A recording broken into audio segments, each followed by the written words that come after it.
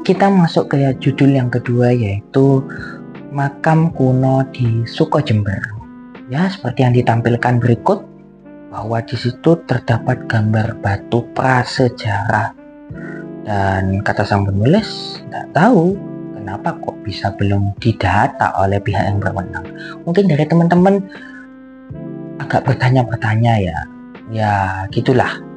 Kenapa banyak dari peninggalan sejarah kita itu yang mungkin belum terdata. Jadi gini ya teman-teman, secara akal logika pun dapat dijelaskan. Karena terkait pencarian benda-benda sejarah, terutama yang berkaitan dengan zaman-zaman purbakala, itu memang agak sulit didatanya. Karena memang masih belum terjamah sampai saat ini. Entah itu ada yang masih di dalam tanah, ataupun ada yang jauh dari jangkauan lokasi penelitian, bisa juga seperti itu. Baik, kita lanjut ya. Sekilas tentang Sukojember, hanyalah sebuah desa biasa.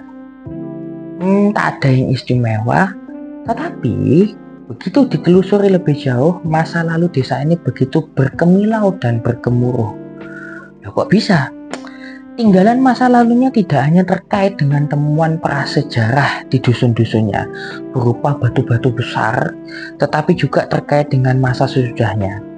Antara lain kedatangan pembesar Blambangan, migrasi masyarakat Madura ke Jember, dan sejarah penyebaran Islam.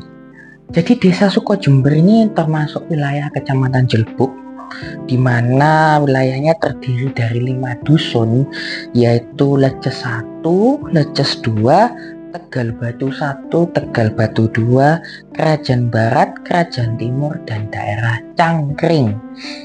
Sebagaimana diketahui di dusun Leces 1 terdapat batu prasejarah yang disebut dengan Situs Suko. Begitu pula di Tegal Batu 2, meskipun tinggalan batu prasejarahnya belum didata oleh pihak berwenang, temuan arkeologisnya juga tidak kalah ya teman-teman. Sisi lain yang tidak kalah menariknya adalah tilas dari sesepuh dusun yang hingga kini masih dipandang sebagai pusar sejarah Sukojember sendiri. Jadi sampai sekarang masih menjadi misteri. Nah, mungkin bagi teman-teman ada beberapa istilah yang bingung, bisa ditanyakan ya di kolom komentar. Titik pusar Sukojember itu berada di Krajan Barat. Di sana ada simbah, kalau tidak salah adalah Eyang Sastrodirgo. Begitulah kata Suto, kepala dusun Tegal Batu 1. Memang tidak ada tinggalan tertulis terkait dengan sosok yang sering diperingati haulnya ini. Namun cerita tutur menyebutkan bahwa tokoh masa lalu yang babat ala Sukojember tersebut berasal dari masa Blambangan lama. Jadi kalau teman-teman tahu tentang kerajaan terakhir di Jawa Timur, yaitu setelah Majapahit berakhir itu sebenarnya masih ada ya teman-teman, yaitu kerajaan Blambangan. Dan teman-teman kalau lihat tentang sejarah Banyuwangi, itu kental banget tentang kisah kerajaan Blambangan. Entah itu Blambangan lama atau Blambangan baru, entah itu Blambangan Timur ataupun Blambangan Barat. Itu mungkin yang aku pernah tahu ya teman-teman. Syahdan pada saat terjadi perang antara Majapahit dan Blambangan, yang dalam cerita tutur sering menyebut antara Damarwulan dan Prabu Menak Jinggo, yang diakhiri dengan kekalahan Blambangan. Seorang pembesarnya menyingkir ke sebuah kawasan hutan belantara yang kini dikenal dengan Sukojember. Jadi di tempat itu tergolong yang paling tua, tegas Suto. Tak heran tempat berdiamnya sang sesepuh pun disebut Dusun Krajan, yang secara toponimi merujuk pada sebuah pusat kerajaan atau di sekitar kerajaan. Nah, bagi yang belum tahu apa itu toponimi, nah bisa lihat ya yang ditampilkan ini, apa toponimi itu. Sudah menjadi lazim di kawasan Jawa terutama Jember bahwa dusun yang bernama Krajan memang ditinggali oleh orang-orang berpengaruh pada masanya. Loh, kok iya ya? Aku juga penasaran. Karena di wilayah Jember ini kebetulan aku juga orang Jember ya teman-teman. Jadi di Jember tuh banyak wilayah atau dusun atau mungkin kecamatan juga mungkin ya, yang namanya itu Krajan, tapi di wilayah ini seringkali banyak tokoh-tokoh yang punya pengaruh. Itu kok bisa, nggak tahu kenapa kok bisa ya. Coba kapan-kapan kita tanya ke tokohnya langsung ya. Jadi dusun-dusun dengan nama tersebut tersebar ke berbagai wilayah, terutama yang terdapat tinggalan arkeologisnya baik itu berupa batu bersejarah, prasejarah maupun makam-makam kuno. Nah, ini ada satu subbab yaitu berkaitan dengan koin. Selain itu di Tegal Batu 1 terdapat situs makam kuno yang tak kalah uniknya. Situs tersebut berada di tepi Sungai Bedadung dan di tepi jalan menuju arah Gunung Argopuro. Berupa sepasang makam sederhana yang ketika digali lebih jauh kisahnya ternyata tidak sesederhana penampilannya. Ketika penulis bermaksud melewati tempat itu menuju desa Pangepok, Kecamatan Arjasa. Nah, ini gimana? Teman-teman yang warga Arjasa mungkin tahu. Warga yang berada di desa Panduman. Nah, ini aku juga tahu nih kalau desa Panduman ini. Sebuah desa yang terbilang jauh dari Tegal Batu 1 mengingatkan agar ketika melewati makam tersebut harus berhati-hati. Sebenarnya kepercayaan orang-orang terhadap hal-hal gaib itu memang sampai sekarang masih melekat ya teman-teman, terutama yang berkaitan dengan makam-makam. Kadang disuruh melempar koin karena menghormati makam tersebut, jadi disuruh hati-hati.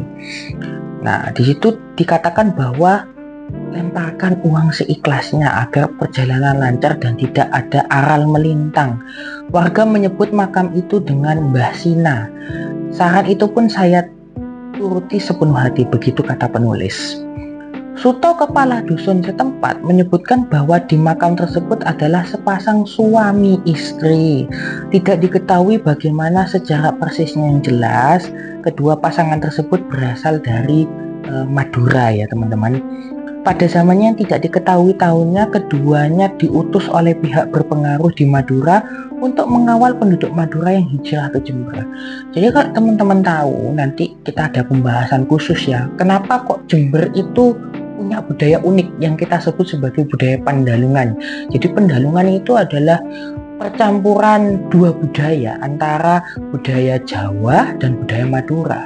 Nah, budaya Jawa mendominasi wilayah bagian selatan teman-teman, sedangkan budaya Madura itu ada di wilayah utara. Nah, di sini kalau disebutkan bahwa dari makam tersebut itu mengawali penduduk Madura yang hijrah ke Jember. Jadi kemungkinan besar mungkin pada zaman dahulu itu ketika penduduk Madura bermigrasi ke wilayah Jember melalui utara, itu salah satunya Mbah Sina ini tadi yang ikut menyebarkan agama Islam gitu ya teman-teman, dan juga membawa kebudayaan Madura. Dalam tanda kutip, tidak ada yang tahu persis tahunnya. Yang jelas beliau adalah utusan dari Madura. Penduduk sini kan kebanyakan orang Madura ya jelas, karena kan memang wilayah utara. Selain sebagai sesepuh karena sama-sama Madura, beliau juga bertugas menata agama. Kata Suto sebagai kepala desa dengan sungguh-sungguh. Ihwal melempar koin, Suto menjelaskan bahwa hal itu bukan sebuah keharusan, tetapi bisa ditebus dengan membaca doa sesuai dengan keyakinannya masing-masing.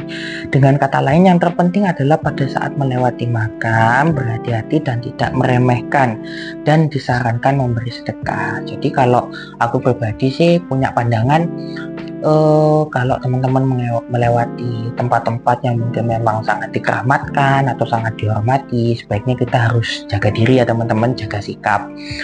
Kita bisa berdoa sesuai keyakinan masing-masing ya. Banyak peristiwa aneh yang terjadi di kawasan tersebut yang berpangkal dari kecerobohan dan kecongkaan manusia yang lupa pada nenek moyangnya atau menganggap remeh makamnya Mbah Sina itu tadi.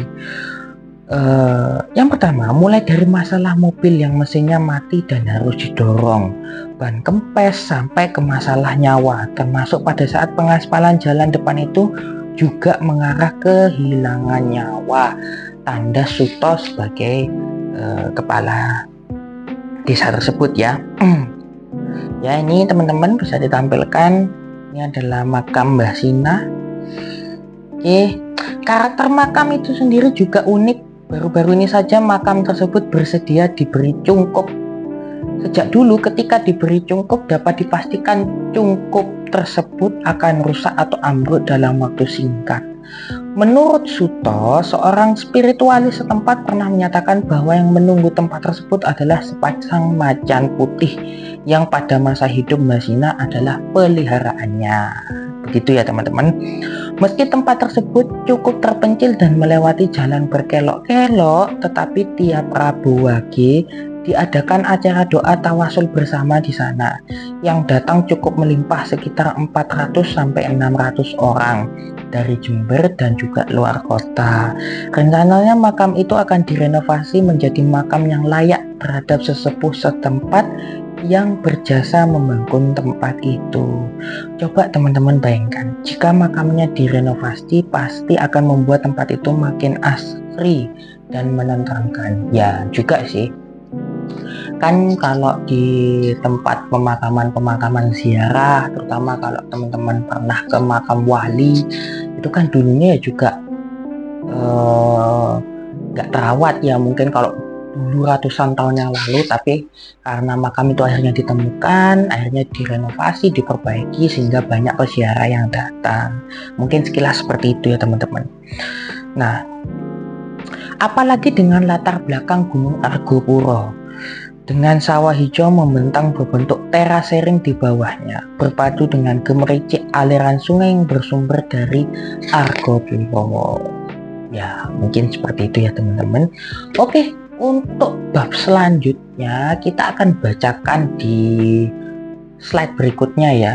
Jadi kita skip dulu kali ini karena kebetulan ada pembahasan lain yang butuh kita sampaikan ya. Jadi teman-teman jangan lupa sikap ya, simak, dengarkan, dan pahami. Oke, lanjut terus ya teman-teman. Sampai ketemu lagi di pembacaan berikutnya. Assalamualaikum warahmatullahi wabarakatuh.